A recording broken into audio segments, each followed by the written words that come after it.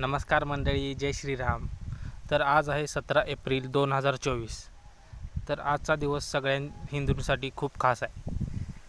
आणि आजचा दिवस म्हणजे सगळ्या हिंदूंचे आराध्य दैवत श्रीराम यांचा जन्मोत्सव सोहळा आहे. श्रीराम हे फक्त हिंदूंचेच आराध्य दैवत नाहीत, तर देवांचे देव महादेव यांचेसुद्धा श्रीराम हे आराध्य दैवत आहेत. आणि महादेवसुद्धा श्रीरामांचे जप करत असतात नेहमी.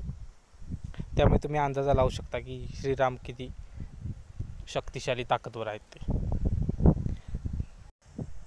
तर आजच्या ह्या खास प्रसंगी आम्ही घरावरती श्रीराम नावाचा ध्वज लावला होता आज सकाळी.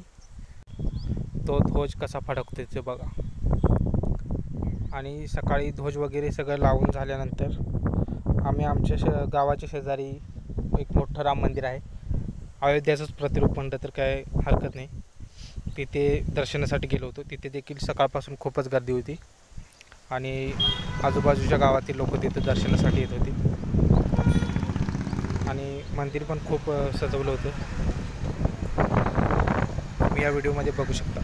व्हिडिओ संपूर्ण बघा, व्हिडिओ स्किप न करता बघा.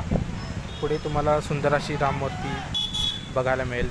तुम्हाला घरूनच दर्शन करता येईल. आणि कशा पद्धतीने सजवले राम मंदिर ते देखील तुम्ही बघू शकता. इथे रांगोळी पण काढली आहे मोठ्या पद्धतीची. सुरुवातीलाच हे राम मंदिर खूप मोठं आहे. अयोध्येचं प्रतिरूप म्हणलं तर काही हरकत नाही. सेम त्या अयोध्येच्या मंदिरासारखंच हे पण राम मंदिर आहे. आणि ह्याच्यामध्ये मूर्ती जी आहे ती तर खूपच सुंदर आहे. आणि आज तर रामनवमीच्या प्रसंगी खूपच छान पद्धतीने सजवले होते राम मंदिर. तुम्ही बघू शकता. व्हिडिओ संपूर्ण बघा.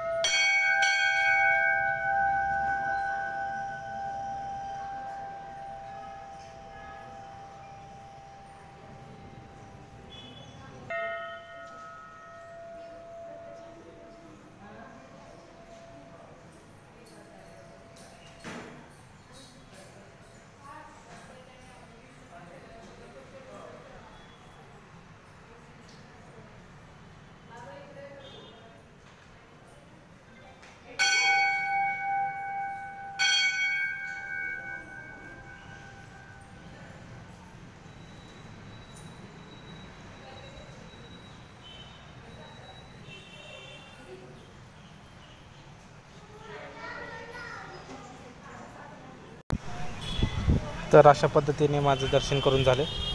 आणि दर्शन करून मन एकदम प्रसन्न झालं. तुम्ही आतील मूर्ती बघितलीच असेल कशा पद्धतीने शृंगार केला होता तो. आणि तुम्ही देखील दर्शन करून तुमचं मन प्रसन्न झालं असेलच. दर्शन केल्यानंतर आम्ही ते बाहेर प्रसाद वाटप सुरू होतं. इथे सगळे लोक असे बसले होते, खुर्च्या टाकले होते आणि प्रसाद पण वाटप सुरू होतं. मग त्यानंतर प्रसाद घेतला, बघू शकता तुम्ही. प्रसाद घेतला आणि प्रसाद घेऊन त्यानंतर आम्ही निघालो घरी. तर मित्रांनो, आजचा व्हिडिओ तुम्हाला कसा वाटला